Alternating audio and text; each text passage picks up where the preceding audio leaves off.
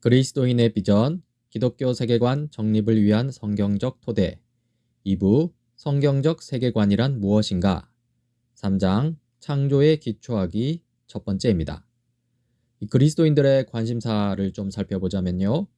그리스도인들은 창조 교리를 별로 중요하게 여기지 않습니다. 이 진화론을 반박할 때만 중요하게 언급할 뿐이죠. 대다수 그리스도인들은요, 이 구원 교리와 구원과 관련된 그리스도를 중요하게 여긴다는 것입니다. 하지만 성경의 시작은 창조를 말합니다. 창세기 1장 1절입니다. 태초에 하나님이 천지를 창조하시니라. 이 사도신경의 시작도 창조를 말합니다. 나는 전능하신 아버지 하나님 천지의 창조주를 믿습니다. 따라서 성경적 세계관의 시작도 창조입니다. 이 성경적 세계관은 그리스도 및 구원과 함께 시작하지 않고요. 하나님 그리고 창조와 더불어 시작합니다. 그래서 창조에 기초하기라고 제목을 붙였는데요. 그렇다면 왜 구속보다 창조인가 질문할 수 있습니다. 물론 성경의 초점은 구속, 구원입니다. 예수 그리스도와 그분이 주시는 구속이 성경의 초점인 것은 의심의 여지가 없다는 것이죠. 실로 성경의 핵심 메시지는 죄에서 돌이켜 하나님과 화해하라는 부르심입니다. 그런데 왜 창조일까요? 그 이유는요. 이 창조에 관한 이해가 없다면 죄와 타락이 무엇인지, 이 구원, 구속, 화해가 무엇인지 대답하기가 불가능하기 때문입니다.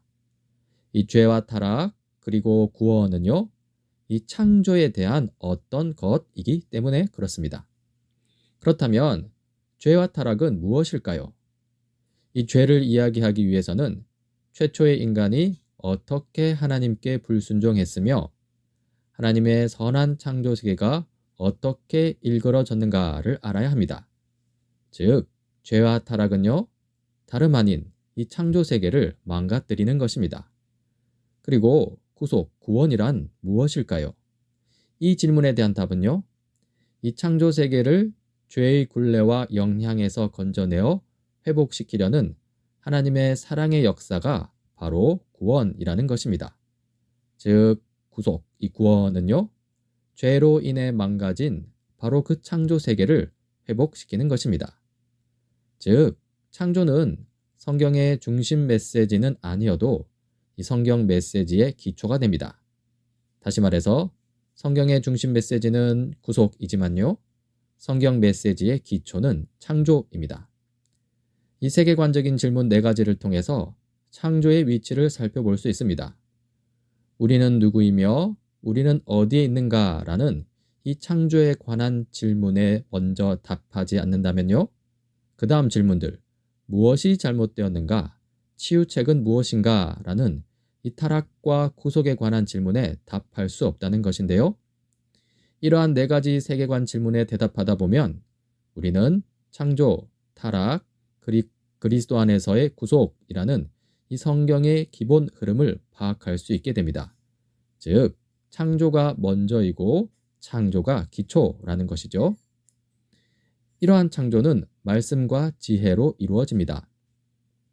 이 창조에 관한 첫 번째 이미지는 말씀입니다. 이 창세기 1장을 보면요. 하나님은 말씀을 통해서 세상을 창조하시는 것을 볼 수 있습니다.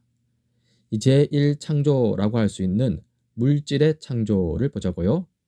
이 태초에 하나님이 천지를 창조하셨다로 시작합니다. 그 다음에 땅이 혼돈하고 공허하며 어둠이 깊음 위에 있다로 이어지는데요. 그러니까 하나님이 온 세상을 창조하셨다는 이 웅장한 계시 선언 이후에 땅은 마치 캄캄하고 음울한 대양처럼 형태도 없고 텅 빈 것으로 묘사됩니다. 즉, 이것은 형태 없는 물질만 창조된 상태라는 것이죠. 그런 다음에 이 하나님의 영은 물 위에 움직이고 계셨다라는 말씀이 이어지는데요. 이것은 일종의 준비 상태, 그러니까 이제 기념비적인 어떤 일이 일어나려는 장면을 보여줍니다. 다시 말해서 이 형태 없는 물질이 형태를 갖출 준비를 하고 있다는 것이죠. 그리고 여기서 우리는 제2창조, 이 정교화 작업을 생각할 수 있습니다. 형태를 입히는 정교화 작업은 창세기 1장 3절부터 시작되는데요. 3절은 이렇습니다. 하나님이 말씀하시기를 빛이 생겨라 하시니 빛이 생겼다. 그러니까 하나님께서 말씀으로 명령하셨고요. 그 말씀대로 창조 세계가 정교화되는 것을 볼 수 있습니다. 이 형태가 없던 물질이 형태를 갖추고 정교하게 창조되었다는 것입니다. 창세기 1장에서 우리는 창조 패턴을 발견할 수 있습니다. 즉, 하나님의 명령과 그 명령에 대한 응답으로서의 창조 패턴인데요. 이러한 창조 패턴은 창세기 1장 나머지 본문의 패러다임이 됩니다. 그러니까 하나님의 말씀하시니 그대로 되었다라는 패러다임이죠. 하나님은 8번의 명령 말씀으로 모양이 갖춰지지 않았던 원 창조 세계로부터 새로운 피조물을 탄생시키십니다. 그리고 이러한 창조에는 하나님의 능력과 주권이 나타납니다. 하나님의 권세는 오직 말씀만으로도 피조물이 순종할 정도입니다. 하나님은 자신의 주권적 선포로서 세상에 질서와 구조를 부여하십니다. 이사야 55장 11절입니다. 나의 입에서 나가는 말도 내가 뜻하는 바를 이루고 나서야, 내가 하라고 보낸 일을 성취하고 나서야 나에게로 돌아올 것이다. 이 말씀에 따르면 하나님의 말씀은 공허하게 돌아오지 않고요. 오히려 하나님의 말씀은 언제나 그 의도를 성취하시는 것을 볼 수 있습니다. 즉, 창조에 나타나는 하나님의 능력은 무한하고요. 하나님의 주권은 결코 흔들리지 않습니다. 이러한 창조 세계는요, 가치 중립적이지 않습니다. 그렇지 않고 선합니다. 창세기 1장 여러 구절에서 창조 세계를 두고서 이렇게 말합니다. 하나님이 보시기에 좋았다. 이 창조의 엄청난 다양함을 구성하는 모든 것들이 창세기 1장의 언어 속에서 좋았다라고 선언되고요. 하나님은 자신이 만든 세상의 질서와 다채로움을 기뻐하십니다. 이 하나님께서 창조 세계를 두고 기뻐하신다고 했는데요. 왜 기뻐하시는가 질문할 수 있습니다. 첫 번째로 다양성 때문에 기뻐하십니다. 세상이 너무나 많은 종류의 피조물로 그 충만한 다양성 안에 존재했기 때문에 기뻐하십니다. 하나님은 자신이 만들어 놓은 여러 다른 것들을 기뻐하신다는 것이죠. 두 번째로 하나님의 뜻이 실현된 산물이기 때문에 기뻐하십니다. 만물은 하나님의 의지의 표현이기 때문입니다. 이 창조는요, 하나님이 명하시는 말씀에 대한 순종적 반응의 패턴으로 이루어지는데요. 하나님은 이것을 좋다고 여기신 것입니다. 그리고 창세기 1장 31절입니다. 하나님이 손수 만드신 모든 것을 보시니 보시기에 참 좋았다. 이 말씀에 의한 창조 사상이 나타나는 다른 성경 구절도 있습니다. 시편 33편 6절 9절에서 창조로 인해 하나님을 찬양하는 것을 볼 수 있는데요. 이렇습니다. 주님은 말씀으로 하늘을 지으시고 입김으로 모든 별을 만드셨다. 주님은 바닷물을 모아 독에 담으셨고 그 깊은 물을 모아 창고 속에 넣어두셨다. 온 땅아 주님을 두려워하여라. 세상 모든 사람아 주님을 경외하여라. 한마디 주님의 말씀으로 모든 것이 생기고 주님의 명령 한마디로 모든 것이 견고하게 제자리를 잡았다. 시편 148편 5절 6절에서는 이 모든 피조물에게 하나님을 찬양하라고 요청하는데요. 너희가 주님의 명을 따라서 창조되었으니 너희는 그 이름을 찬양하여라. 너희가 앉을 영원한 자리를 정하여 주시고 지켜야 할 법칙을 주셨다. 방금 살펴본 이 시편 두 편의 시편은요, 분명 창세기 1장의 반영이라고 할 수 있습니다. 이 두 시편은요, 하나님을 말씀으로 명령하시는 주권적 창조주로 묘사하고요, 그의 피조물인 세상은 그 말씀 명령에 대한 응답으로 존재합니다.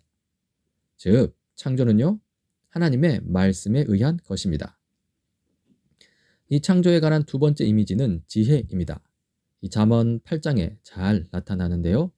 하나님은 지혜라는 창조자를 통해 세상을 창조하십니다. 먼저 천지창조 전 이 여성으로 인격화한 지혜가 이 하나님과의 관계를 설명하는데요. 잠언 8장 22절부터입니다. 주님께서 일을 시작하시던 그 태초에 주님께서 모든 것을 지으시기 전에 이미 주님께서는 나를 데리고 계셨다. 영원전 아득한 그 옛날 땅도 생기기 전에 나는 이미 세움을 받았다. 아직 깊은 바다가 생기기도 전에 물이 가득한 샘이 생기기도 전에 나는 이미 태어났다. 아직 산의 기초가 생기기 전에 언덕이 생기기 전에 나는 이미 태어났다. 주님께서 아직 땅도 들도 만들지 않으시고 세상의 첫 흙덩이도 만들지 않으신 때이다. 이 성경 구절에 따르면 이 태초에, 이 창조 전에 하나님은 지혜를 세우시고 태어나게 하셨습니다. 이는 지혜로운 창조주께서 탁월한 계획을 갖고 나오셨다는 의미입니다. 하나님은 이 지혜로운 계획을 하나님의 창조하신 세상의 모형으로 지정하셨습니다. 즉, 이후에 만들어질 창조 세계는 대충 만들어진 것이 아닙니다. 하나님의 특별한 지혜의 산물이고요. 따라서 완전하며 선하다는 것입니다. 또한 지혜는 창조 때에 거기 있었고 실제로 창조에 관여하기도 합니다. 잠언 8장 27절부터입니다. 주님께서 하늘을 제자리에 두시며 깊은 바다 둘레에 경계선을 그으실 때에도 내가 거기에 있었다. 주님께서 구름 떠도는 창공을 저 위 높이 달아매시고 깊은 샘물을 솟구치게 하셨을 때 바다의 경계를 정하시고 물이 그분의 명을 거스르지 못하게 하시고 땅의 기초를 세우셨을 때 나는 그분 곁에서 창조의 명공이 되어 날마다 그분을 즐겁게 하여 드리고 나 또한 그분 앞에서 늘 기뻐하였다. 그분이 지으신 땅을 즐거워하며 그분이 지으신 사람들을 내 기쁨으로 삼았다. 이 성경 구절에 따르면 지혜는 그저 추상적인 의미에서 창조를 위한 하나님의 계획이 아닙니다. 지혜는 하나님이 실제로 세상을 설계하시고 명령하신 지혜로운 방식입니다. 이는 능숙하게 세상을 창조하고 조성하는 창조주의 모습, 곧 바다를 측량하고 경계를 정하며 지평선을 표시하고 하늘과 구름의 위치를 지정하는 창조주의 모습이죠. 이 모든 일에서 지혜는요, 하나님의 창조자가 되었습니다. 이 지혜에 의한 창조 사상이 나타나는 다른 성경 구절을 좀 보면요. 욥기 28장 25절 27절입니다. 그분께서 저울로 바람의 강약을 달아보시던 그때에 물의 분량을 달아보시던 그때에 비가 내리는 규칙을 세우시던 그때에 천둥 번개가 치는 길을 정하시던 그때 바로 그때 그분께서 지혜를 보시고 지혜를 칭찬하시고 지혜를 튼튼하게 세우시고 지혜를 시험해 보셨다. 그리고 잠언 3장 19절 20절입니다. 주님은 지혜로 땅에 기초를 넣으셨고 명철로 하늘을 펼쳐 놓으셨다. 그분은 지식으로 깊은 물줄기를 터뜨리시고 구름에서 이슬이 내리게 하신다. 이 고대 히브리인에게 이 지혜, 명철, 지식 같은 말들은 거의 동의어였고요. 그 말들은 동일한 근본적 실제, 즉 하나님이 창조를 계획하시고 조성하신 지혜로운 방식을 가리키는 것이었습니다. 이 하나님께서 창조를 기뻐하신 이유 또한 이 지혜에서 찾을 수 있는데요. 하나님이 세상을 만드신 지혜롭고 기이한 방식이 바로 하나님이 창조를 크게 기뻐하신 이유라는 것입니다. 실로 지혜로 이루어진 하나님의 창조는요, 하나님 보시기에 참으로 좋았습니다. 이 시편 104편 24절 이 시인의 감탄입니다.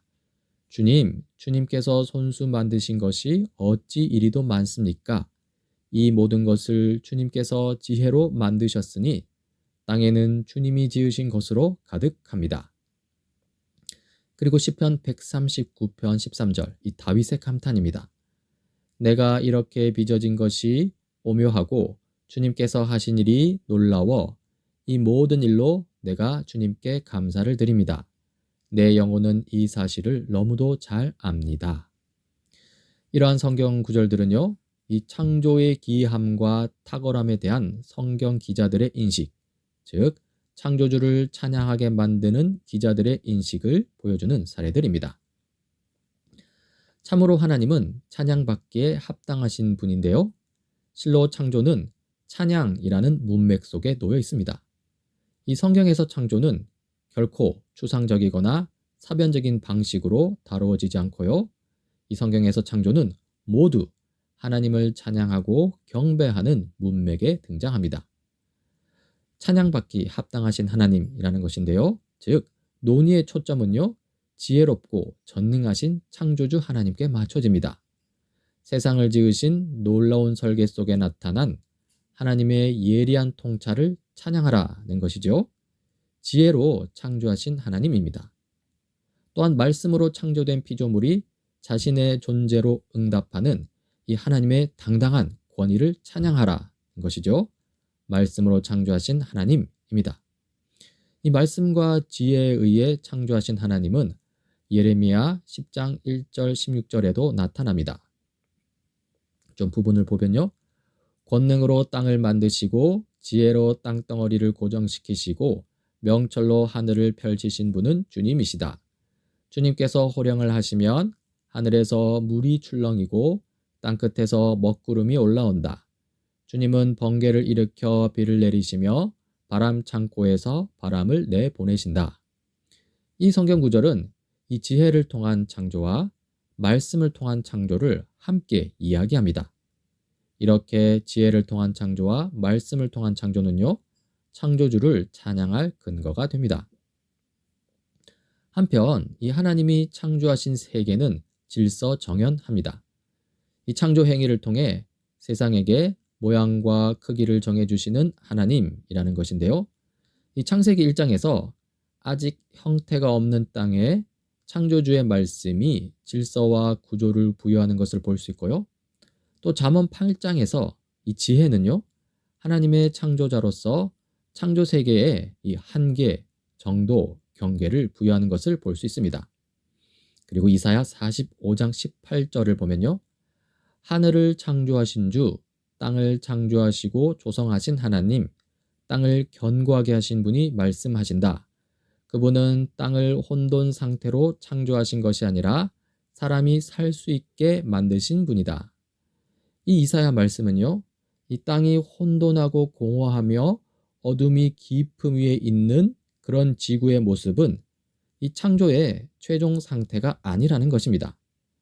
완성된 세계는 혼란스러운 황무지가 아니라요, 하나님 자신의 지혜로운 명령에 의해 조성된 질서정연하고 거주 가능한 우주, 곧 코스모스라는 것이죠.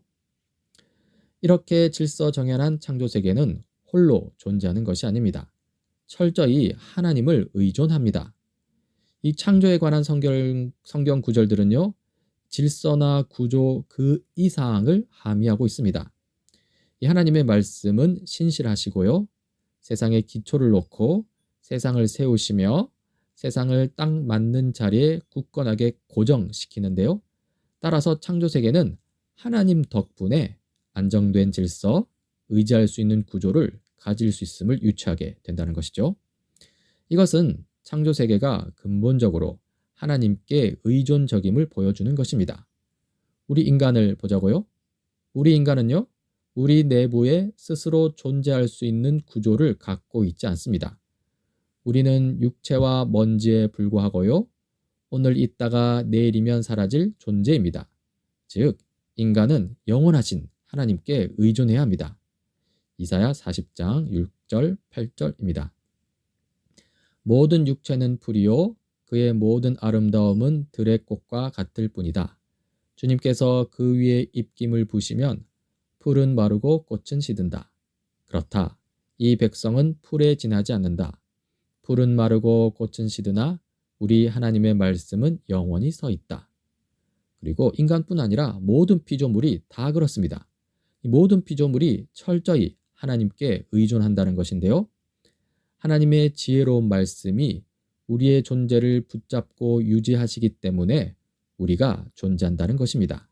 시편 119편 89절, 91절입니다.